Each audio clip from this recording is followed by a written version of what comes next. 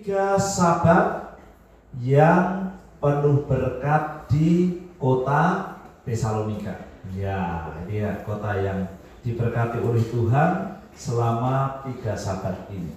Firman Tuhan berkata demikian. Kita baca ayat kita, Kisah Rasul pasal yang ke-17 ayat 1 sampai ayat yang ke-4. Paulus dan Silas mengambil jalan melalui Amfipolis dan Apolonia dan tiba di Tesalonika.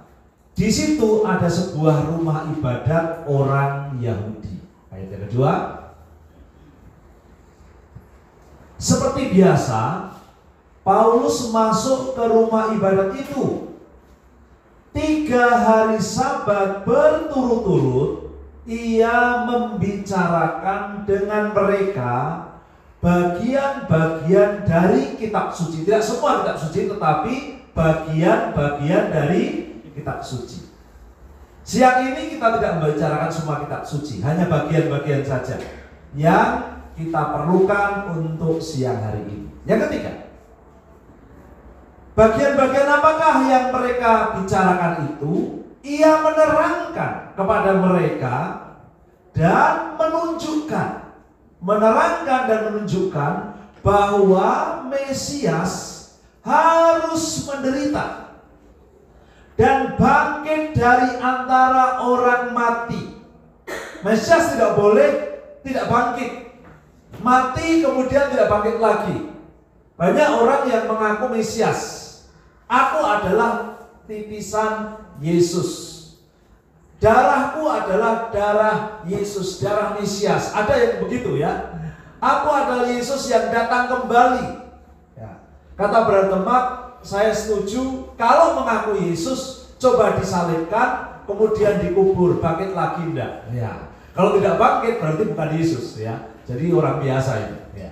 Dan Mesias adalah harus menderita dan bangkit dari antara orang mati, mengalahkan kematian ya. Lalu ia berkata, inilah Mesias, yaitu siapa? Siapa? Apakah semua baca Alkitab? Jangan-jangan membuka Facebook ini ya. Ya. Apakah semua baca Alkitab? Yaitu Yesus. Yaitu Yesus. Yang punya Mesias berkata Yesus. Yesus. Ya. Ini didengar oleh banyak orang nih. Jemaat pengarang semua dengar ini. Ya. Siapakah Mesias itu? Yang menderita, yang mati, yang bangkit dari kematian, yang mengalahkan maut, yaitu Yesus. Yang kuberitakan kepadamu. Tidak ada Mesias di dunia ini lagi selain siapa? Yesus. Banyak nabi di dunia ini, ribuan jumlahnya. Bahkan tidak semua nabi dapat kita kenal di dalam Alkitab. Ada banyak nabi yang namanya tidak tertulis siapa. Ada nabi-nabi yang terkenal, ada Nabi Yeremia, ada Nabi Yesaya, dan lain sebagainya. Ada banyak raja, ada banyak pemimpin rohani yang hebat. Tetapi hanya satu juru selamat, yaitu Mesias. Itulah sebabnya Yesus ini penting untuk kita beritakan. Bisa berkata amin? Amin. Jangan saudara beritakan corona terus. Ya. Setiap ketemu orang ngomongnya corona. Ya. Mari setiap ketemu orang kita berbicara tentang Yesus supaya ada keselamatan. Haleluya. Beberapa orang dari mereka menjadi yakin dan menggabungkan diri dengan Paulus dan Silas. Siapakah mereka itu? Adalah orang-orang Yahudi di situ. Dan juga sejumlah besar orang Yunani yang takut akan Allah. Bukan orang Yunani yang biasa, tetapi orang Yunani yang takut akan Allah. Juga menggabungkan diri kepada Paulus dan Silas. Dan tidak sedikit, artinya banyak. Tidak sedikit itu artinya banyak. Banyak perempuan-perempuan terkemuka juga menggabungkan diri kepada Paulus dan Silas. Percaya Yesus adalah Mesias. Apakah mereka beruntung? Beruntung ya. Ya, percaya Yesus sebagai Mesias. Selama ini mereka menyembah Tuhan, tapi mereka tidak tahu Tuhan yang mana, bagaimana Tuhan itu. Secara jelas, apakah Tuhan melawat umatnya, ataukah Tuhan hanya duduk saja di surga, di tahtanya, kemudian memerintahkan umatnya untuk melakukan hal-hal yang sulit, sementara Tuhan tidak melakukan apa-apa. Ya. Tetapi Yesus adalah Tuhan yang melakukan perbuatan-perbuatan besar yang menyelamatkan. Itulah sebabnya dia disebut juru selamat, dia disebut Mesias. Bisa berkata amin? Iya. Baik.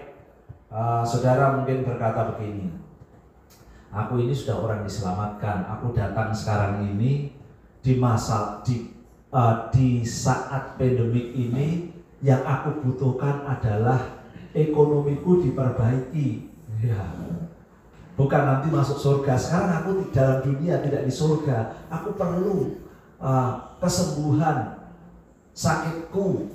Aku perlu tertolong ekonomiku yang sekarang sedang sulit di masa pandemik ini dan lain sebagainya. Jika jiwamu diselamatkan, kalau engkau ketemu Mesias, apalagi ekonomimu mudah untuk diselamatkan. Amin. Ya, yang berkata amin itu yang akan menerima. Ya. Apalagi sakit penyakitmu mudah untuk disembuhkan. Apalagi persoalanmu Tuhan mudah untuk menolong. Amin. Mengapa? Karena keselamatan saja diberikan pada kita. Ya. Kehidupan kekal pun diberikan pada kita, bukan karena kebaikan kita, tetapi karena Mesias. Itu yang diterangkan oleh Rasul Paulus, sehingga kota Tesalonika selama 3 Sabat menerima berkat Tuhan yang besar. Selanjutnya, apakah hari Sabat saudara selalu dilimpahi dengan berkat saat saudara beribadah di hadapan hadirat Tuhan? Ya, ini yang menjadi pertanyaan buat kita semua. Apakah kita melewati 10 Sabat, 52 Sabat, atau selama 1 tahun tanpa ada sesuatu yang berubah dalam hidup kita? Bahkan ada yang 20 tahun, berarti 52 kali 20 kita lewati Sabat-Sabat tanpa ada sesuatu yang terjadi yang secara signifikan terjadi atas kita. Sebab setiap Sabat bisa terjadi sesuatu. Apakah berkat terbesar bagi sebuah kota? Apakah berkat terbesar bagi sebuah bangsa dan kehidupan masyarakatnya? Kalau kita melihat Kisah Rasul pasal 8 ayat 6 dan 8.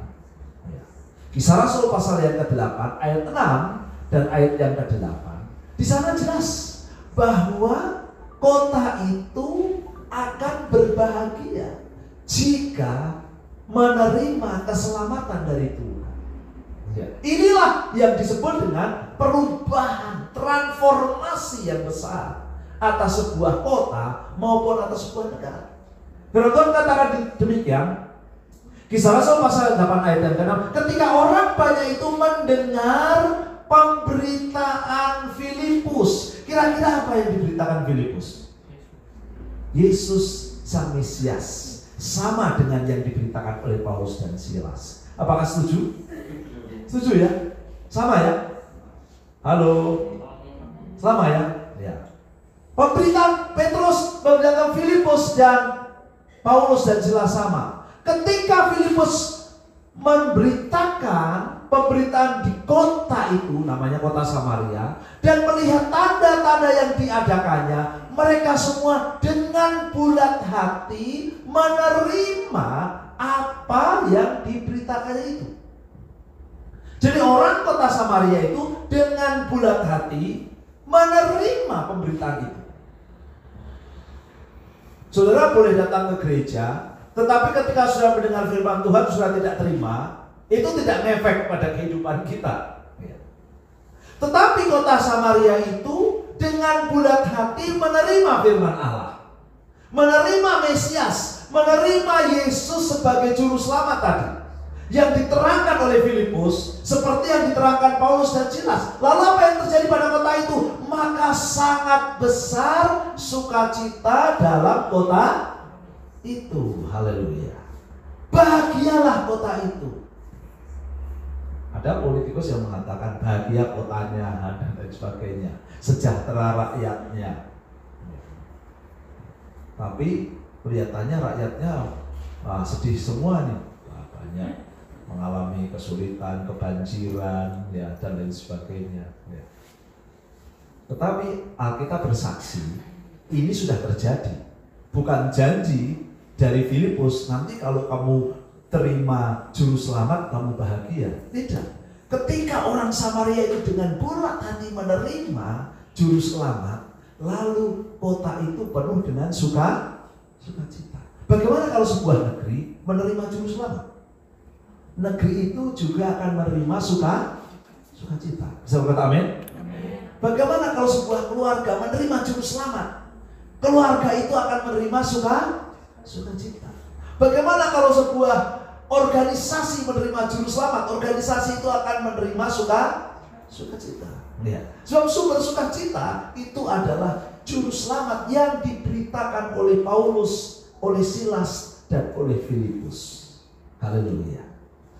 Mengapa kota ini dilamat? Selanjutnya, ya, kota Tesalonika ini, ya, menemukan tempat berpijak untuk Injil Tuhan. Tadi dalam ayat 1 di pasal 17, firman Tuhan mengatakan kota Amfipolis dan kota Apolonia dilewati dari lawatan keselamatan. Sebetulnya Paulus dan Silas lewat Amfipolis. Ada kota Amfipolis, tapi mereka lewat. Ada kota Apolonia, mereka tidak singgah di kota itu. Mereka jalan terus. Tetapi di Tesalonika dilawat oleh Tuhan. Mengapa? Karena di situ ada rumah ibadat orang Yahudi yang terdapat di sana. Ya. Apakah rumah ibadat itu menyelamatkan? Tidak. Rumah ibadat orang Yahudi itu sudah ada di Tesalonika ratusan tahun mungkin. Ya. Mungkin sudah ribuan tahun, saya tidak tahu. Ya. Paling tidak sudah ratusan tahun, puluhan tahun sudah ada di kota Tesalonika itu. Tapi kota Tesalonika itu tidak terjadi sesuatu. Ya. Mengapa? Karena ada rumah ibadat, tetapi rumah ibadat itu tidak berfungsi untuk memberitakan keselamatan. Sehingga kehadiran rumah ibadat itu tidak bawa dampak bagi kota Tesalonika. Tetapi Paulus dan Silas menemukan rumah ibadat itu tempat untuk berpijak, tempat untuk menemukan pertemuan, berita keselamatan. Selanjutnya, strategi utama dari Paulus adalah selalu menemukan di mana kota-kota di situ terdapat rumah ibadah di dalamnya. Ya. Mari kita lihat. Di dalam Kisah Rasul pasal yang ke-13 ayat 14, kemudian di Antioquia, Pisidia, Ikonium, dan lain sebagainya. Kisah Rasul pasal 14 ayat 1, Filipi Kisah Rasul 16 ayat 13, dan Tesalonika sekarang kita baca Berea Kisah Rasul 17 ayat 10. Mari kita melihat Kisah Rasul 13 ayat 14. Ya, kita lihat dulu. Firman Tuhan berkata demikian, Kisah Rasul 13 ayat 14, dari Perga, kota Perga, mereka melanjutkan perjalanan mereka. Berarti kota Perga itu tidak ada rumah ibadat orang Yahudi. Lalu tiba di Antioquia di Pisidia. Pada hari Sabat mereka pergi kemana? Ke rumah ibadat, lalu duduk di situ. Ya. Mengapa kota Antioquia Pisidia dikunjungi oleh Rasul Paulus? Karena ada rumah ibadat di situ. Ya. Selanjutnya, Kisah Rasul 14 ayat yang pertama. Kisah Rasul 14 ayat yang pertama. Ya. Kita melihat ketika di kota Ikonium. Ya, di kota Ikonium, kedua rasul itu masuk kemana? Ke rumah ibadat orang Yahudi. Lalu mengajar sedemikian rupa sehingga sejumlah besar orang Yahudi dan orang Yunani menjadi percaya. Ya. Juga yang dilakukan Paulus di kota Ikonium. Ya. Mari kita melihat di kota Filipi, Kisah Rasul pasal 16 ayat berapa tadi? Ayat 13 ya. Pada hari Sabat kami keluar dari pintu gerbang kota Filipi. Kami menyusur tepi sungai dan menemukan tempat sembahyang orang apa? Yahudi. Ya. Di kota Filipi juga Paulus juga memakai rumah ibadat orang Yahudi untuk datang di situ dan berbicara.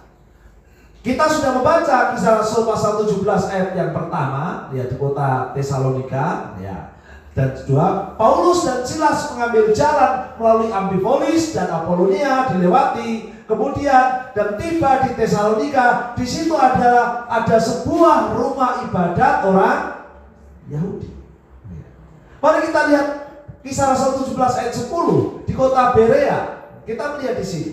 Ini adalah kota-kota di mana ada rumah ibadat. Paulus mau singgah di situ. Tetapi pada malam hari itu juga segera saudara-saudara di situ menyuruh Paulus dan Silas berangkat ke Berea. Setibanya di situ atau di Berea, pergilah mereka ke rumah ibadat orang Yahudi. Ya. Rupanya ini strategi utama Paulus. Mengapa Paulus harus pergi ke rumah ibadat orang Yahudi? Mari kita lihat. Kita kembali kepada PPT kita, ya, kepada catatan kita. Ya. Selanjutnya, ya. Di rumah ibadat adalah salah satu sarana utama untuk membangun point of contact, pemberitaan Injil Rasul Paulus kepada bangsa-bangsa pada masa itu. Ya. Inilah sebabnya Paulus memakai rumah ibadat orang Yahudi. Mengapa rumah ibadat orang Yahudi bukan rumah ibadat orang Yunani? Mengapa bukan rumah ibadat bangsa-bangsa yang lain? Karena di rumah ibadat orang Yahudi ada unsur-unsur penting yang beribadah di situ yang menjadi contact point atau tempat bertemunya pemberitaan keselamatan. Mari kita lihat selanjutnya. Ya, selanjutnya. Di rumah ibadat disitulah berkumpul satu orang Yahudi yang taat sebagaimana kebiasaan hidup Rasul Paulus di masa lalunya. Ya. Di rumah ibadat orang Yahudi selalu berkumpul di kota itu orang-orang Yahudi yang taat. Dulu Paulus adalah orang Yahudi yang taat. Orang Yahudi asli dari suku Benyamin. Ia menjadi orang Farisi, artinya orang yang belajar, bukan keturunan imam, tapi belajar Taurat yang luar biasa sehingga menjadi guru Taurat. Taat mengikuti aturan-aturan Taurat. Itulah cara hidup Rasul Paulus zaman dulu. Ya. Dia sudah melewatinya berpuluh-puluh tahun. Jadi kalau dia sudah mengalami cara hidup orang Yahudi yang taat berpuluh-puluh tahun, dia tahu orang Yahudi itu pikirannya apa. Ya. Feelingnya bagaimana, perasaannya bagaimana, bagaimana cara hidupnya. Apa yang menjadi nilai-nilai yang dipercayai, yang diyakininya. Dia tahu. Mengapa? Karena dia menghidupinya selama berpuluh-puluh tahun. Ya. Di pelayan kita mungkin sekarang ikut beribadah, ada yang dulu menjadi dukun, ya, namanya Pak Sekar.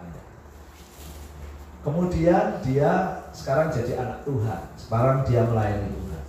Kalau ada masalah-masalah soal perdukunan, ada anak Tuhan yang apa itu mengalami masalah-masalah soal kuasa gelap dan lain sebagainya, saya selalu tanya sama dia, Pak Sekar, orang ini kok begini, mengapa? Ya. Dia berkata, oh itu orangnya pasti begini, melakukan hal-hal yang ininya tidak beres, hidupnya ini dan lain sebagainya, masih sering makan makanan dipersembahkan berhala dan lain sebagainya. Ada macam-macam yang dia bisa terangkan. Mengapa dia bisa terangkan banyak tentang masalah-masalah itu? Mengapa? Karena dia menghidupinya selama berpuluh-puluh tahun. Ya. Dia mengerti, hafal. Ya. Dia menghafal banyak mantra. 100 mantra dia hafal, ya. Jadi akhirnya dia mengerti seluk-beluknya karena dihidupinya selama 100 tahun. Lalu apa yang dipikirkan oleh paranormal, oleh dukun dan lain sebagainya, dia mengerti. Mengapa? Karena dia menghidupi. Ya, baik, Rasul Paulus juga sama. Dia menghidupi sebagai orang yang taat kepada Taurat. Di situ ada banyak orang berkumpul di situ. Dia mengerti pikiran mereka. Dia mengerti hatinya mereka, feelingnya mereka, nilai-nilai kehidupan yang dijunjung tinggi. Dia mengerti.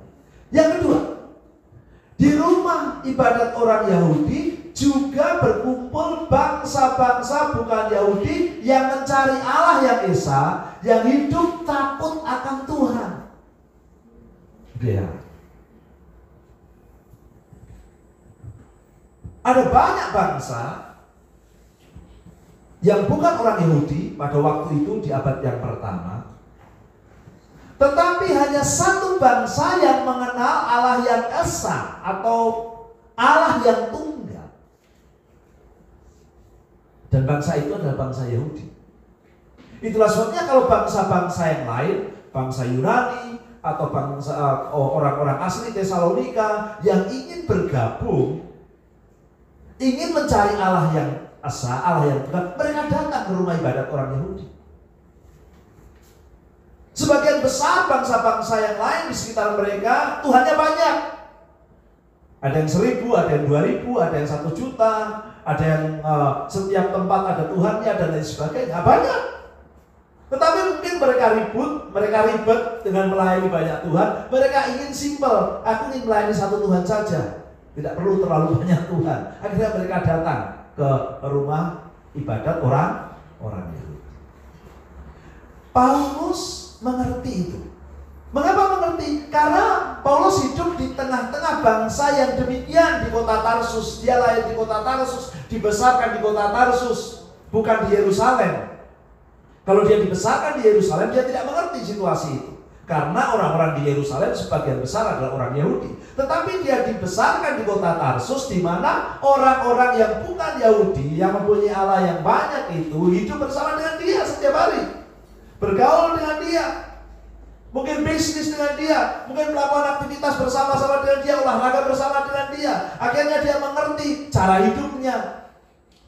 Paling tidak mengerti bagaimana apa yang dicarinya. Mengapa? Karena hidup bertahun-tahun. Saudara, kalau hidup bertahun-tahun akhirnya saudara mengerti. Pada waktu saya pertama kali datang ke Korea, saya tidak mengerti cara hidup orang Korea. Makanannya bagaimana dan lain sebagainya, saya tidak mengerti. Tapi setelah 20 tahun lebih, lama-lama jadi lebih mengerti. Ya, mengerti. Walaupun saya bukan orang Korea. Ya. Tapi paling tidak kita mengerti.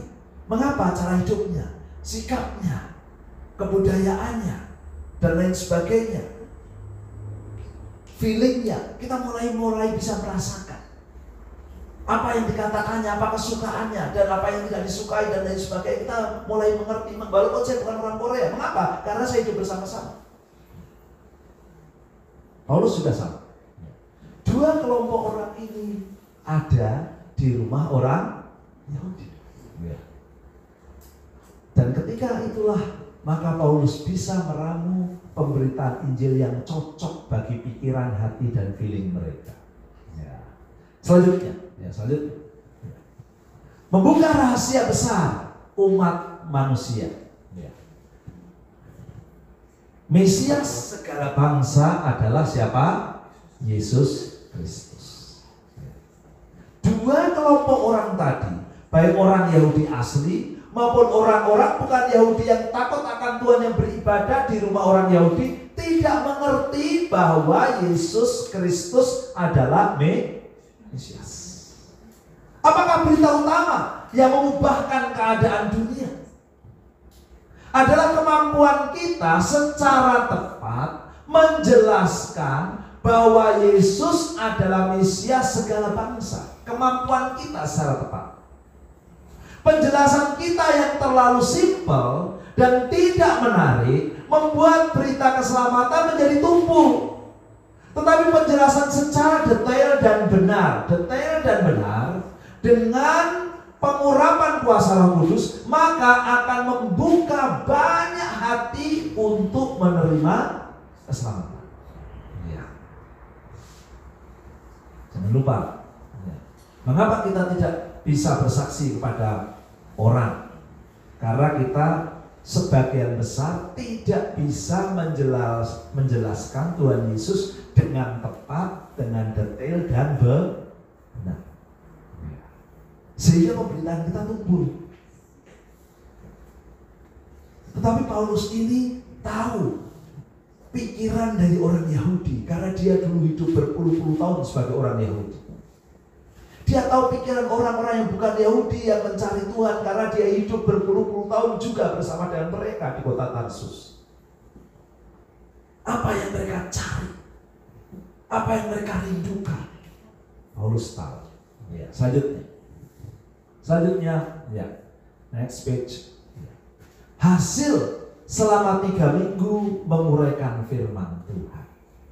Alkitab tadi bersaksi bahwa beberapa orang Yahudi menjadi percaya. Wah, ini luar biasa. Ini 3 minggu ini. Beberapa orang Yahudi menjadi percaya. Mengapa beberapa orang Yahudi menjadi percaya? Karena yang menjelaskan Mesias Yesus Kristus tadi tepat seperti yang diinginkan oleh orang Yahudi. Sehingga orang Yahudi menjadi percaya. Kalau saudara menjelaskan Yesus dengan tidak tepat seperti apa yang saudara yang menjadi pendengar saudara,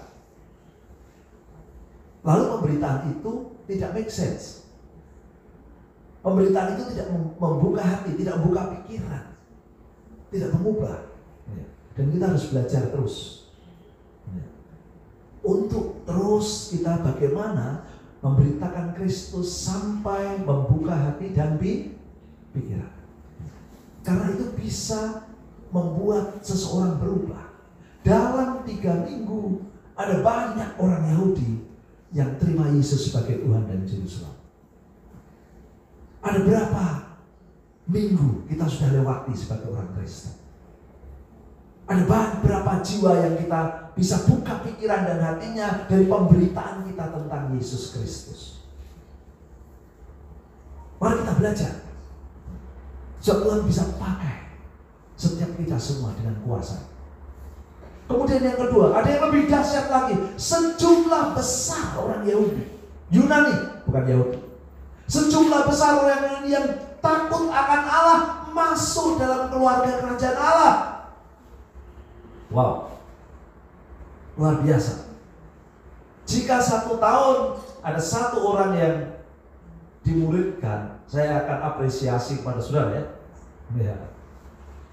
Ini 3 minggu sejumlah besar orang Yunani percaya. Mengapa? Karena Paulus dan Silas menerangkan Mesias tepat seperti apa yang mereka inginkan. Ini yang kami cari dalam hidup ini. Ini yang kami perlukan dalam hidup ini.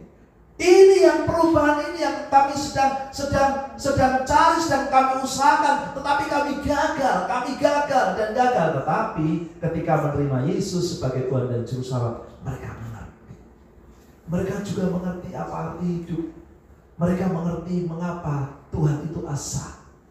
Mengapa perlu ada Juru Selamat. Karena diterangkan dengan jelas. Dan yang ketiga, tidak sedikit, artinya banyak perempuan-perempuan terkemuka di kota itu, di kota Tesalonika, mengenal Injil keselamatan. Haleluya. Jangan meremehkan power of emak-emak. Ya, ini bisa mempengaruhi banyak, bisa mempengaruhi suami, bisa mempengaruhi kota, bisa mempengaruhi banyak hal. Apalagi perempuan-perempuan terkemuka yang punya nama, yang suami-suaminya menjadi pemimpin-pemimpin masyarakat. Ini adalah orang-orang yang punya kekuatan, ya, mempengaruhi keluarga, anak-anak dan lain sebagainya. Ya. Ini kita tidak bisa sepelekan. Tetapi kalau mereka sudah percaya kepada Tuhan, kemudian mereka menjadi saksi, lalu kota Tesalonika ini akan menjadi kota yang dilawat oleh Tuhan dan berbahagia. Sebuah kota yang diselamatkan oleh Tuhan, kota itu akan penuh dengan rasa bahagia. Karena Allah kita mengajarkan kasih, kebenaran, keadilan, damai sejahtera. Kerajaan Allah adalah soal kebenaran dan damai sejahtera, sukacita oleh Roh Kudus. Seperti kota yang tadi disaksikan di Kisah Rasul pasal yang ke-8, yaitu kota Samaria. Selanjutnya, next. Hidupmu adalah sebuah kediaman, sebuah rumah ibadah yang dapat disinggahi Tuhan jika ada yang dapat ditawarkan kepada Tuhan untuk kemuliaannya. 1 Korintus pasal 3:16 bahwa tahukah kamu bahwa engkau adalah, tubuhmu adalah rumah Allah, bait Roh Kudus. Mengapa rumah-rumah ibadat pada zaman dulu, pada zaman Rasul Paulus dan Silas di abad yang pertama, penting peranannya untuk keselamatan kota itu? Karena ada yang ditawarkan oleh rumah ibadah itu. Ada orang Yahudi yang berhimpun di situ. Ada orang-orang Yunani atau bangsa-bangsa yang bukan Yahudi yang takut akan Allah berkumpul di situ. Ada juga orang-orang yang berpengaruh di kota itu berkumpul di situ untuk mencari Allah yang benar. Ada sesuatu yang ditawarkan sehingga Paulus memakai rumah ibadat untuk menjadi sarana pemberitaan Injil dan keselamatan. Sehingga kota itu dilawat oleh Tuhan. Dan setiap kota yang tidak ada rumah ibadat, Paulus dan Silas melewati. Para pemberita Injil itu melewatinya. Sebab mereka tidak akan berbicara kepada orang yang Paulus tidak mengerti pikirannya, tidak mengerti latar belakangnya, tidak mengerti cara hidupnya. Itu adalah sesuatu yang sia-sia, yang tidak efektif dikerjakan. Bukan sia-sia, tetapi tidak efektif dikerjakan. Namun Paulus mengunjungi rumah-rumah ibadat karena di situ ada sesuatu yang ditawarkan bagi kerajaan Allah. Jika sekarang rumah ibadat adalah hidup kita, apakah ada sesuatu yang kita bisa tawarkan untuk kerajaan Allah hidup kita? Ya, ini yang penting. Apakah hidup kita bisa menjadi point of contact dari keselamatan yang dari surga buat orang-orang yang di sekitar kita? Sebab sekarang rumah ibadat yang penting bukanlah bangunan seperti pada zaman dulu abad yang pertama. Rumah ibadat yang penting sekarang adalah kehidupan orang-orang percaya. Seperti 1 Korintus 3:16. Bangunan bisa tidak berfungsi. Ya. Selama beberapa bulan ini bangunan gereja tidak berfungsi maksimal. Ya. Nanti meskipun kita akan beribadah, fungsinya juga akan dikurangi, tidak maksimal seperti dulu. Tidak bisa kita berdesak-desaan, tidak bisa kita mengadakan perayaan bersama, kemudian sampai bangkunya penuh, sampai kursi luarnya ditambahkan sampai penuh orang berdesak-desakan, tidak bisa. Ya. Tidak bisa lagi. Tetapi rumah Tuhan tidak berubah. Ada pandemik atau tidak ada pandemik, baik Roh Kudus tetap baik Roh Kudus. Amin. Bisa tetap hidup, bisa survive, bisa dipakai Tuhan. Amin. Kalau ada yang dapat ditawarkan untuk kerajaan Allah. Amin. Amin. Haleluya. Selanjutnya next. Ya. Suatu saat Yesus melewati kota Yeriko dan dalam perjalanannya ia melihat Zakeus dan mampir di rumahnya. Ya. Mari kita lihat di Lukas pasal 19 ayat 1 sampai 10. Ya. Saya ingin membaca dengan cepat cerita Zakeus ini. Banyak kita sudah mendengar beberapa orang, tapi ada yang sedikit kurang mudeng, ada yang sudah tahu. Tapi kita membaca dengan cepat. Yesus masuk ke kota Yeriko dan berjalan terus melintasi, artinya ingin melewati kota itu. Ya. Di situ ada seorang bernama Zakeus, kepala pemungut cukai, dan dia seorang yang kaya. Karena kepala pemungut cukai, bukan hanya pemungut cukai. Pemungut cukai zaman dulu bisa kaya. Mengapa? Karena dia adalah alatnya bangsa Romawi, penjajah bangsa Yahudi. Bangsa Romawi mengatakan setiap tahun setiap orang Yahudi harus mengumpulkan 10 dinar misalkan. Ya. Lalu pemungut cukai ini berkata, kalau begitu saya akan ambil 15 dinar, yang 5 dinar untuk saya. Itu bisa. Ya. Yang akan membackup adalah bangsa Romawi. Dia memutuskan, kalau dia jahat bisa 17 dinar, yang 7 dinar buat dia. Ya. Kali seluruh penduduk Yerusalem. Oh, itu pasti banyak. Ya. Apalagi kepala pemungut cukai. Ya. Dia kaya. Firman Tuhan katakan dia apa?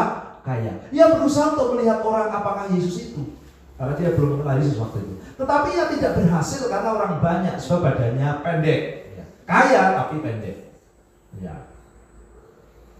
Banyak orang pendek kaya. Ya. Ya. Dan saya lihat banyak orang-orang yang pendek kemudian kaya. Ya. Dan banyak orang-orang yang kelihatannya tinggi tapi tidak punya duit. Ya. Jadi kelihatannya keren penampilannya tapi nggak punya duit. Ya. Jadi jangan pandang orang apa itu kalau tinggi itu uangnya juga banyak dan lain sebagainya, belum tentu. Ya. Ada yang uangnya banyak juga ada. Ya. Jadi tetapi ini walaupun pendek tetapi kaya. Ya. Di seluruh kota Yeriko dia mungkin yang paling kaya. Maka berlarilah ia mendahului orang banyak, lalu memanjat pohon ara untuk melihat Yesus yang akan lewat di situ. Orang-orang Yeriko tidak memperdulikan. Mengapa? Karena pemungut cukai itu penjahat besar bagi orang Yahudi. Ya, itulah sebabnya orang Yeriko tidak suka. Ya, orang Yahudi tidak suka pemungut cukai. Ya. Ketika Yesus sampai ke tempat itu, ia melihat ke atas dan berkata, Sakeus, segeralah turun, sebab hari ini aku harus menumpang di rumahmu. Wah, sebetulnya Yesus mau lewat itu pada waktu itu. Tapi ketika lihat Sakeus, Yesus berkata, Sakeus, aku mau datang ke rumahmu, aku akan melawat rumahmu, aku mau menumpang di rumahmu, aku mau tinggal di rumahmu, aku akan lihat rumahmu, aku akan makan bersama-sama di sana di rumahmu. Itu shock besar bagi Sakeus. Mengapa? Orang Yeriko pun tidak mau bergaul dengan Sakeus. Mengapa? Karena Sakeus pemungut cukai, kepala pemungut cukai. Kepalanya pemungut cukai. Pemungut cukai tidak disukai oleh orang Yahudi, apalagi kepala pemungut cukai. Karena apa? Dia menjadi alat bangsa asing untuk memeras orang Yahudi. Tapi Yesus berkata begini, aku mau singgah di rumahmu. Pasti orang Yahudi marah semua ya. Orang Yahudi pasti ingin bahwa Yesus singgah di rumahnya orang Farisi, rumahnya pemilik kepala rumah ibadah di kota Yeriko. Begitu pikir mereka. Tetapi Yesus singgahnya di kepala pemungut cukai, penjahat masyarakat. Ya. Lalu Sakeus segera turun dan menerima Yesus dengan sukacita. Ya. Walaupun dia tidak disukai oleh banyak orang, tetapi dia menerima Yesus dengan sukacita. Nah, ini yang buat dia berubah. Tetapi semua orang yang melihat hal itu bersungut-sungut, tidak senang. Mengapa rabi pengajar Taurat ini, orang kudus ini singgah di rumahnya Sakeus,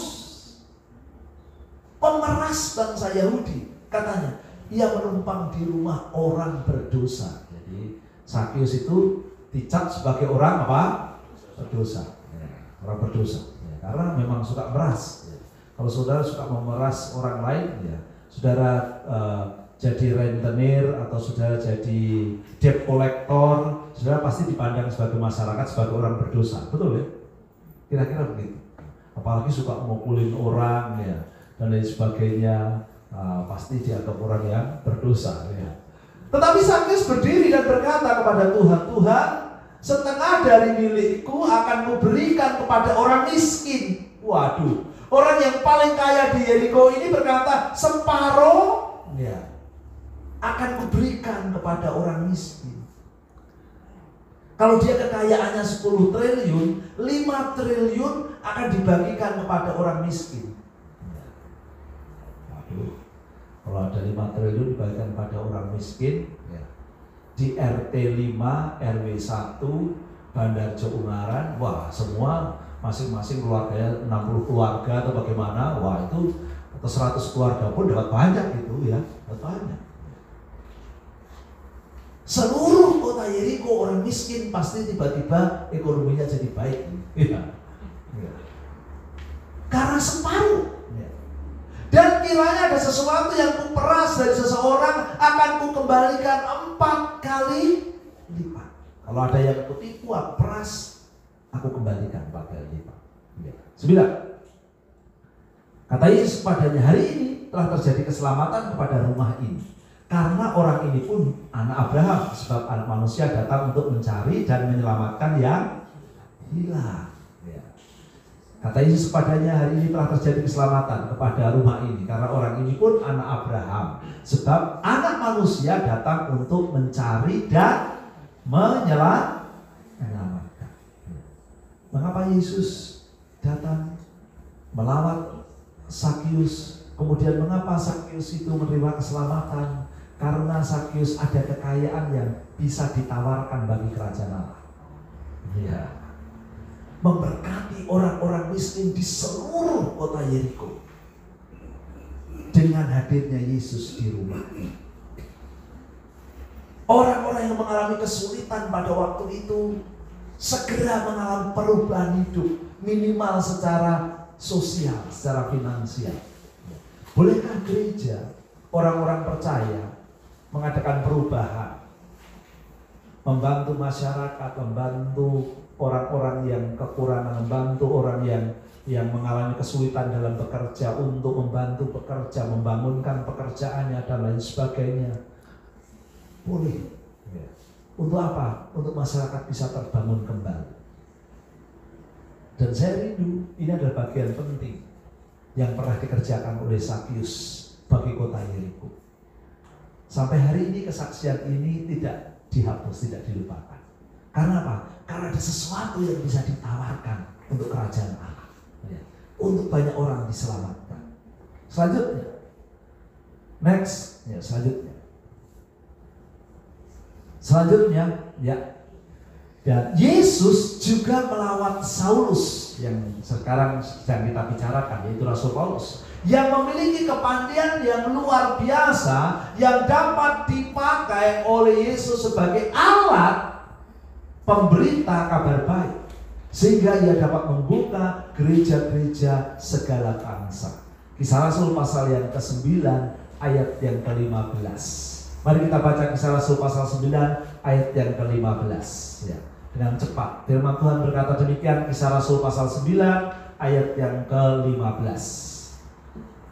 Tetapi firman Tuhan kepadanya, pergilah, sebab orang ini yang disebut adalah Saulus yang waktu itu sedang sakit buta karena melawan Tuhan sehingga matanya menjadi buta, adalah alat pilihan bagiku, kata Tuhan, untuk memberitakan nama Tuhan kepada bangsa-bangsa lain, artinya bangsa-bangsa bukan Yahudi, serta kepada raja-raja, kepada pemimpin-pemimpin bangsa, dan kepada orang-orang Israel. Tuhan juga bisa lawat Saulus yang punya kepandaian yang luar biasa yang bisa ditawarkan untuk kerajaan Allah.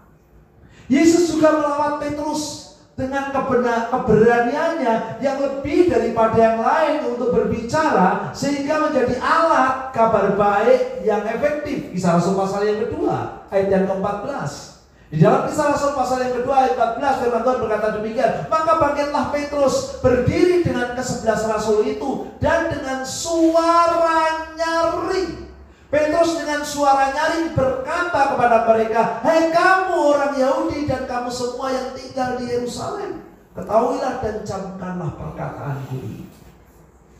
Kita lihat ada satu pribadi yang dipakai Tuhan, yang dipanggil Tuhan karena keberaniannya, yaitu Petrus. Ada banyak rasul yang pada waktu itu diurapi, tetapi ketika mereka berdiri, yang berbicara dengan suara nyaring adalah yang paling berani. Siapa itu? Petrus. Ya. Karena keberanian itu istimewa, bisa untuk kerajaan Allah.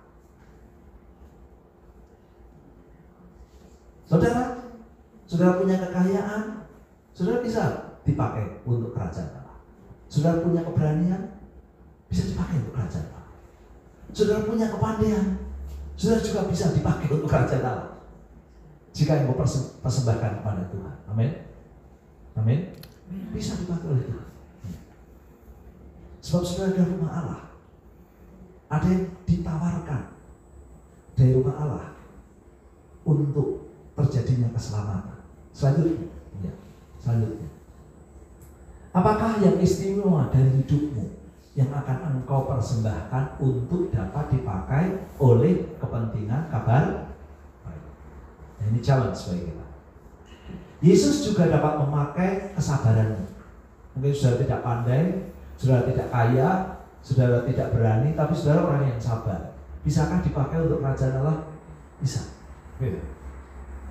Karena kesabaran yang luar biasa, lalu orang tersentuh dengan kehidupan saudara. Bagaimana kamu bisa sabar? Dia berkata, sebetulnya aku adalah orang pemarah, sebetulnya aku adalah orang yang emosional, tapi sekarang mengapa aku bisa sabar? Karena Yesus Kristus. Dan lain sebagainya. Ketekunanmu atau keramahanmu bisakah dipakai untuk kerajaan Allah? Bisa. Kelemah lembutanmu, apakah bisa dipakai untuk kerajaan Allah? Bisa, kalau mempersembahkan kepada Tuhan. Ketekunanmu, apakah bisa dipakai untuk kerajaan Allah? Bisa, kalau dipersembahkan kepada Tuhan. Kekuatan fisikmu, apakah bisa dipakai untuk kerajaan Allah? Bisa, kalau sudah persembahkan kepada Tuhan. Skillmu, kemampuanmu, apapun juga untuk menjadi alat Injil dinyatakan. Namun hanya dari yang paling istimewa, karena lawatan terbesar dari Tuhan adalah berita keselamatan. Saya yakin, saya percaya bahwa engkau dapat mengubah kotamu masing-masing, tempatmu tinggal masing-masing, dengan lawatan Tuhan, dengan apa yang kau miliki. Sebab engkau adalah bait Allah, bait Allah suci. Saya percaya apapun yang kau punya dapat dipakai oleh Tuhan, asal engkau persembahkan kepada Tuhan. Kepandaianmu, kesabaranmu, kelemah lembutanmu, senyummu, kekuatan fisikmu, skillmu, kekayaanmu, apa saja, jika kau persembahkan kepada Tuhan, Tuhan bisa pakai untuk mengubah sesuatu dan menjadi berkat keselamatan. Dan jangan lupa, perubahan yang terbesar yang membuat sebuah bangsa, sebuah kota, sebuah daerah menjadi berbahagia dan penuh sukacita adalah keselamatan yang datang dari Tuhan. Amin. Mari kita cari apa yang istimewa dari kita dan kita persembahkan untuk Tuhan, dan Tuhan akan memakai hidup kita. Amin. Haleluya. Mari kita datang pada Tuhan, kita menyanyikan pujian kepada Tuhan. Ku jadikan hidup ini untuk kemuliaan Tuhan. Dan kita pujian di hadapan Tuhan dengan segenap hati, ya, karena hidupmu adalah rumah Tuhan, hidupmu adalah bait Roh Kudus yang bisa dipakai Tuhan untuk kemuliaan Tuhan. Mari kita patut berdiri semua dan menyanyikan pujian ini bersama-sama, ya, firman Tuhan. Ada dasarnya seberapa? Kedua.